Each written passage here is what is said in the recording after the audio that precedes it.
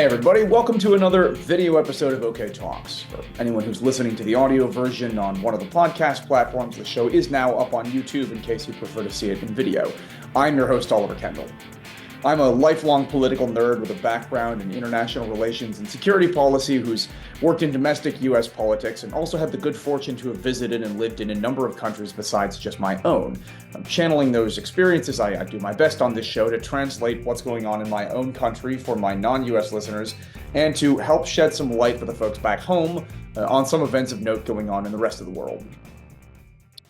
So, there's been like literally years worth of news in the last week, and I didn't have time to do an individual episode on each story, even if the corresponding amount of work that I have with Democrats abroad hadn't ballooned recently. So rather than actually devote, an entire episode to each of those things, I was yesterday and earlier today writing an episode that would, like, briefly-ish, I am still who I am, address several of those huge stories in an OK Takes episode. For the folks who are newer to the show or who came in via the YouTube channel, I say this just because I think this is the first OK Takes episode that I'm doing since going up on video. In case it's not self-explanatory, this just means an episode that's less planned around a single narrative or subject and rather one that tries to address a couple of different points. So I was writing an episode like that, touching on a few of the different, of these huge things that have happened over the last week or so.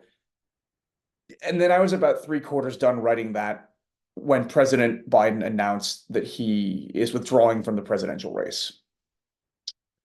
I had been debating before that happened as to whether I was going to weigh in this episode about the evolution of the questions swirling as to whether he was going to stay in or not. I have to say, I've gotten emails from multiple members of the audience, ranging from asking about my opinion to being annoyed about the appearance that President Biden was being stabbed in the back, to asking how and if I think Biden should have been encouraged to drop out. I've not answered a bunch of those. So to people who've sent me emails who I owe an answer to, you know who you are. I'm sorry to have left you hanging. The truth is, I've been a bit torn on all of it myself and haven't wanted to massively go into it given my own shifting opinions on the question. And, I don't think this is going to be like the main episode where I discuss Biden and his legacy and what I think may or should happen around him dropping out, because there are still these other huge things that I want to discuss. And I also know that I'll have more to say about Biden than could fit in just one take amongst several that I plan to do today. So I will just say, anyone who's listened to like a few episodes of this show can probably sense my pretty intense loyalty to President Biden. I've been a huge fan of his since before Obama picked him to be the running mate in 2008. I've also felt for a long time like sort of defensive of President Biden. Okay, I remember in 2012, in the 2012 election, when I was in college working with like the Minnesota Democratic Party, and at my school, we had a watch party for the last night of the convention and like Obama's speech. And I will never forget this experience because Vice President Biden gave the speech introducing Obama. And I remember like a bunch of the kids there at my like little elite private liberal arts school sort of snickering at Biden, sort of like sneering at him because, Amtrak Joe didn't seem polished or sophisticated enough for these kids. And he wasn't a soaring orator like President Obama was. And I remember feeling this real anger at these people, looking down on a guy who had dedicated his entire life to public service, who was an incredibly effective and loyal vice president. And I felt a lot of that same thing lately, watching the preening sort of public poo-pooing of Biden in the last few weeks by like the aggressively self-important New York Times editorial board and others in the media. And frankly, a lot of the like young-ish, sort of slick former Obama staffers who have made careers for themselves as commentators in the wake of their time in the White House. Like, yes, Joe Biden had a terrible debate performance a few weeks ago. Yes, he's 82 years old, but he is hands down, far and away, the best president of my lifetime, easily the most effective president since Johnson, if not FDR. And also, I think the most like fundamentally decent human being to occupy the Oval Office since at least Jimmy Carter. And so before I get into the other things that I want to talk about in this episode, I just have to acknowledge the profound sacrifice made by a man who has dedicated his entire life to public service through the death of a wife and multiple kids, through various other obstacles, through like endless scorn and repeated underestimation, who in the style of Cincinnatus, basically came out of retirement to save the world from Donald Trump, and is now giving up a shot at 4 more years as the most powerful human being on Earth in order to yet again do everything in his power to save the world from Donald Trump. Joe Biden is a straight up hero and deserves nothing but respect for his incredible record of service and for this last act of profound self sacrifice. There will be time in the future episodes to talk more about President Biden's legacy. So I'll leave that for then and just say for now, I've been deeply torn over the last couple of weeks as to whether or not I thought this should happen. That's part of why I haven't weighed in super heavily on the question. I straight up didn't know exactly where I stood. Just like Joe Biden, my highest priority is to prevent Donald Trump from ever again getting his grubby little fingers on the nuclear codes. And I've been not sure whether the best way to avoid that was with Joe at the top of the ticket or not. But now he's made the decision for us. This is where we are. A bunch of questions exist as to what's going to happen next. And President Biden, who, again, it should be noted, is extremely loyal, has come out and endorsed Vice President Kamala Harris as the nominee. So I will back her too. And I suggest that anyone else who doesn't want Donald Trump back in the White House do so as well. Now, I got to admit, Kamala Harris was not who I hope would be in this position. The six or so of you who are long time enough listeners to OK Talks to have heard episode 3 back, in 2020 when I was getting my sea legs, may remember that I desperately hoped that the VP would be Susan Rice or Tammy Duckworth. I'm also one of the people who never quite forgave Kamala Harris for her cheap shot at Biden in the first primary debate in 2020. But if Biden can forgive her for that, then so can I. Also, she's been a perfectly decent vice president. She was a solid senator and a great attorney general of California.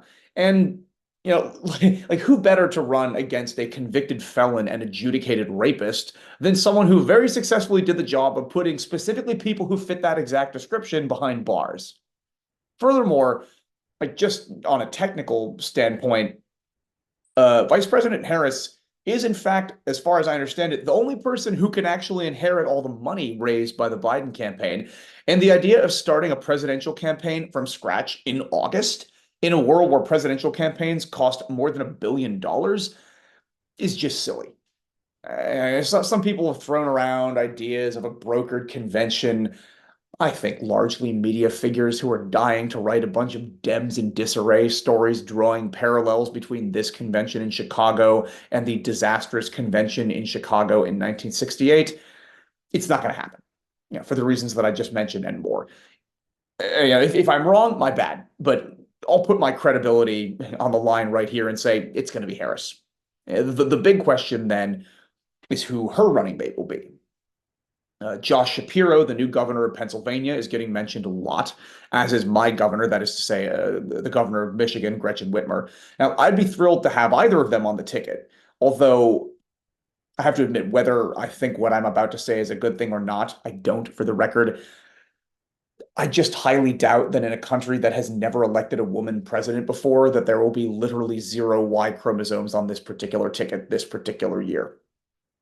There are lots of great potential candidates for VP. Shapiro and Whitmer massively appeal to me. Senator Mark Kelly from Arizona would also be an interesting pick. I think, though, that anyone who doesn't know the name Roy Cooper should go and Google it, because I suspect that the outgoing 2-term Democratic governor of North Carolina is about to become a whole lot more famous than he is right now. In any case, we'll just have to see how this unfolds. Those are my 2 cents. I will fully admit, I cried openly upon hearing that President Biden was withdrawing. And I hope that everybody listening to this we'll take a second to think about what this man just did for us all. Now, though, I'm going to get into the other things, the three like okay takes that I plan to talk about in this episode. Although before I do, I want to just remind anybody who hasn't already to please be sure to hit subscribe or follow the channel or whatever it is on the platform you're hearing this. And please do leave a comment and hit like. It genuinely helps with the algorithm, and as an added bonus, pisses off Republicans who sometimes show up in my comment sections.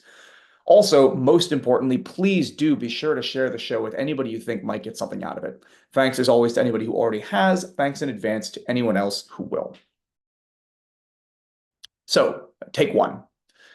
One of the most alarming shifts in American politics over the last little while has been the pretty substantial rise in political violence. We saw it in Charlottesville. We saw it in the attack on the Republican congressional baseball team. We saw it on January 6th.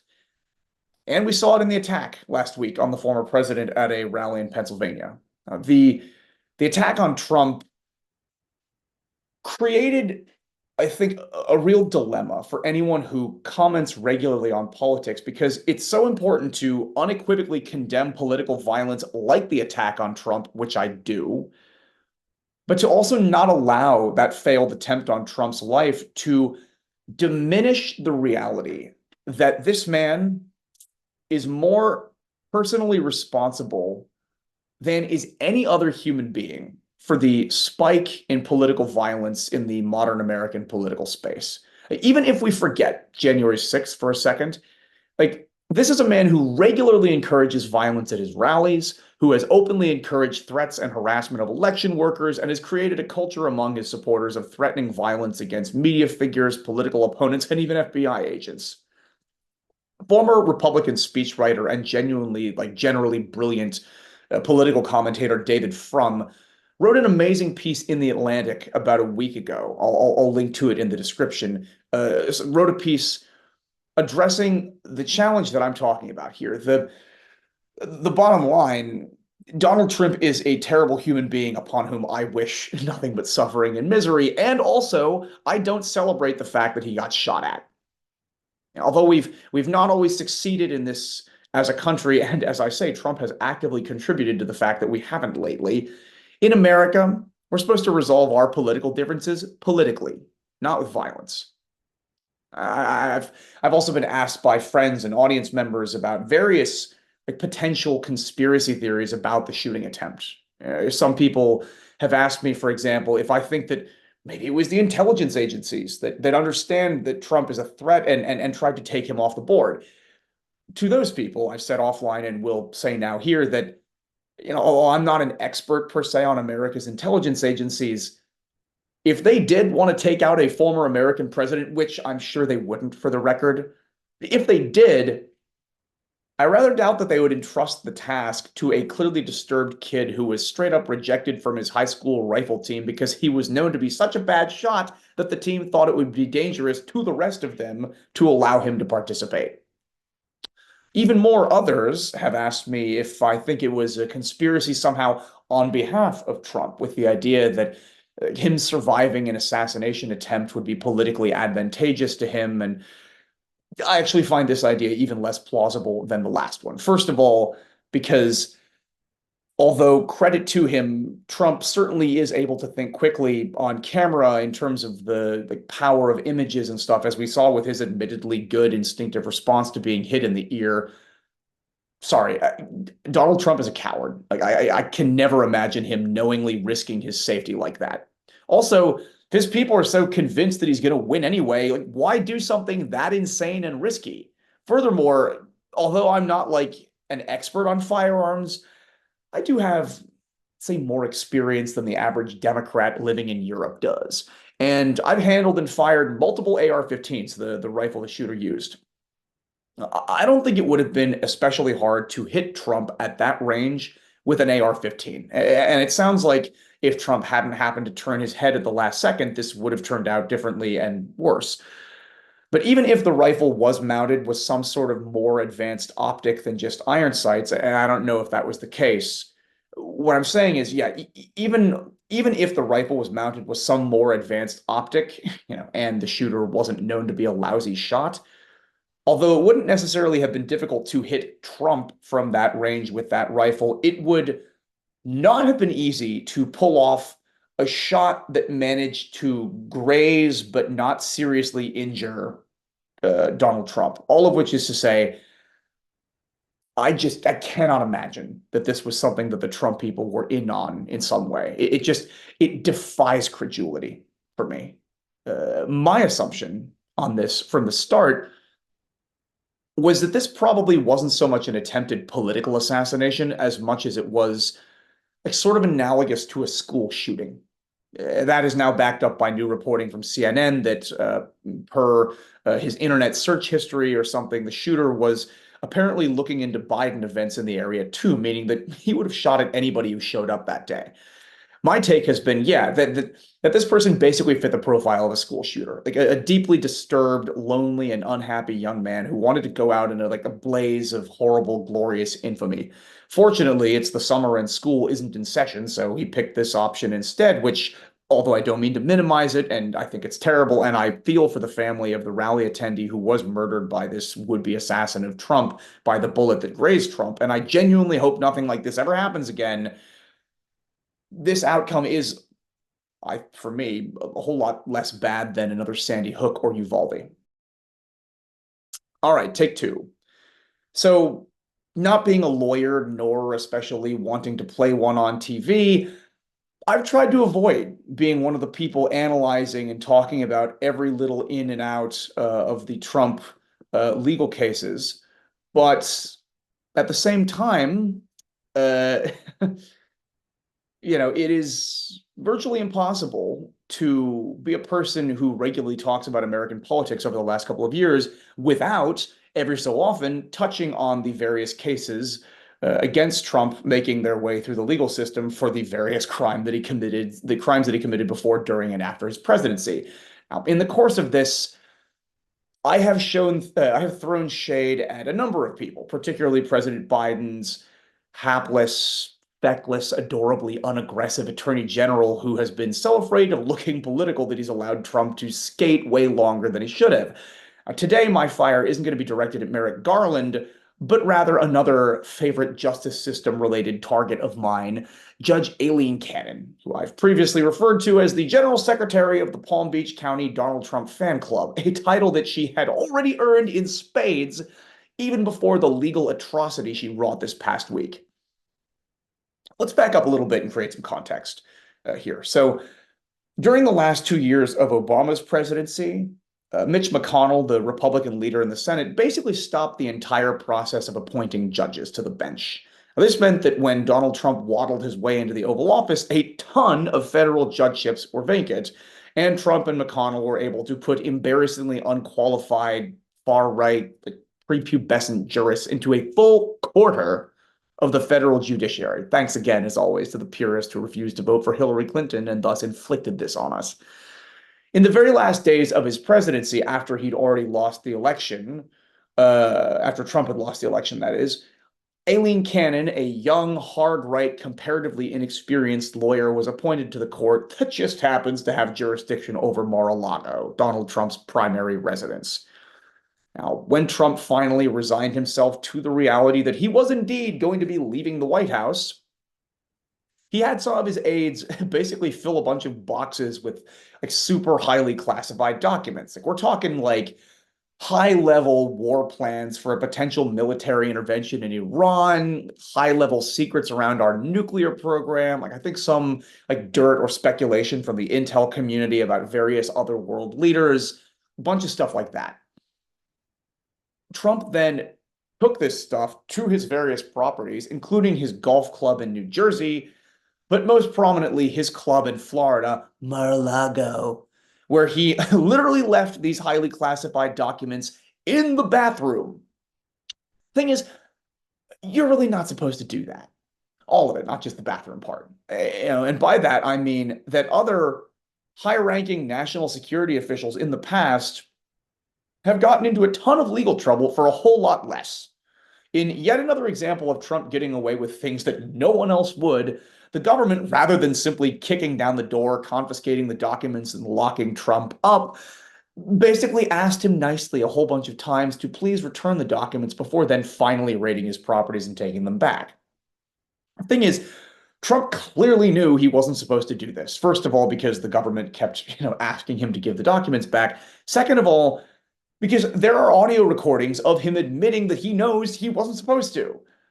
So then, special counsel Jack Smith was appointed to investigate and pursue charges against Trump for this, in addition to, the whole coup plot that resulted in January 6th. As anyone who's listened to this podcast or in any way followed the cases around Trump knows, Trump's whole MO from day one has been to delay everything as long as possible in the hopes that he could get elected president again and then, just make all the cases go away. There have been multiple steps in these cases, and in the cases around the documents. Trump's legal team appealed to a certain judge who had very recently assumed a judgeship in Palm Beach County. Guess who? And Judge Cannon was all too happy to help throw up a bunch of roadblocks that slowed down the investigation.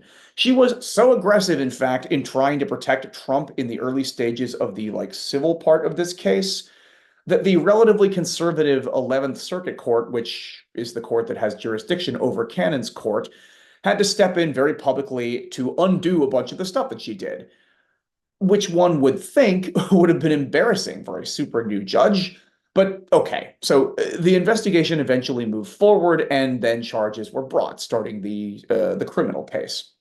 Now, a key point here: the charges in that criminal case could have been brought both in Florida, where Trump hid documents in Mar-a-Lago, and in New Jersey, since he also hid some at his golf resort there.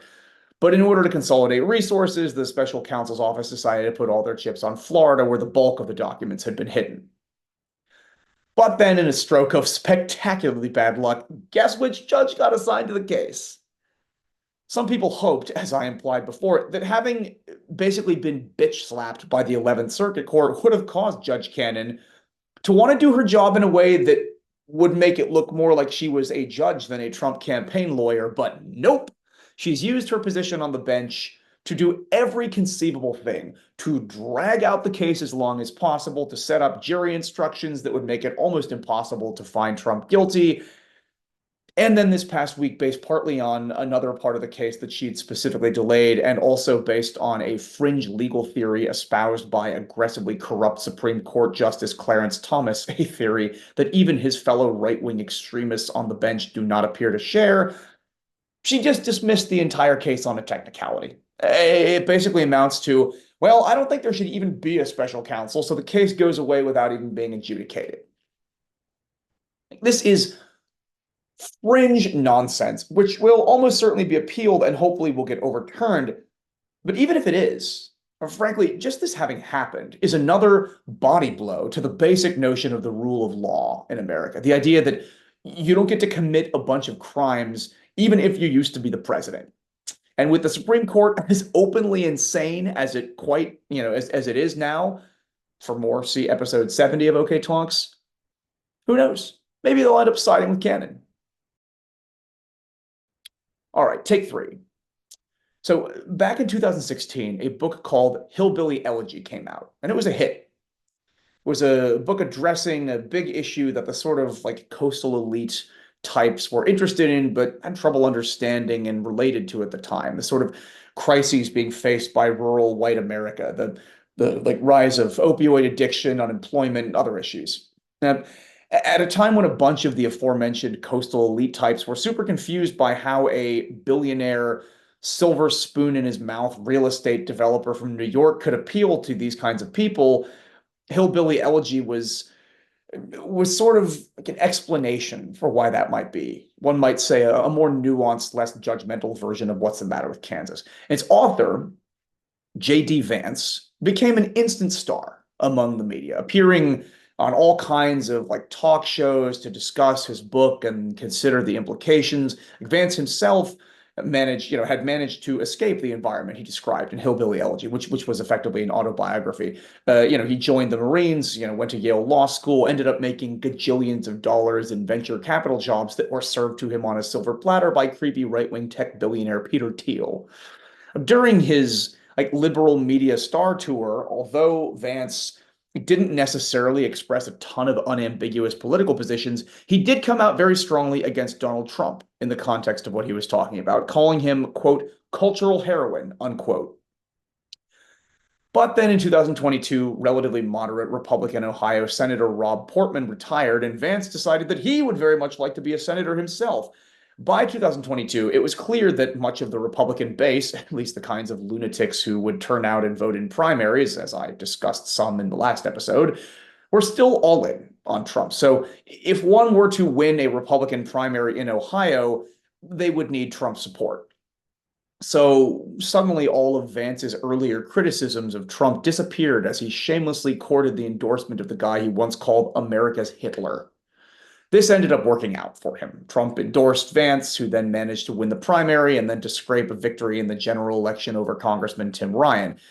Since having made his MAGA transition, one might say, Vance has staked out a series of truly radical positions on a number of issues. On foreign policy, he's established himself as a hardcore isolationist, calling for Ukraine, to be completely left to fend for itself, which is probably why Russian Foreign Minister Sergei Lavrov this past week was so noticeably excited when Vance was picked to be Trump's VP. Oops, I buried the lead, or cut ahead to the conclusion. Whatever, I'm just going to keep going.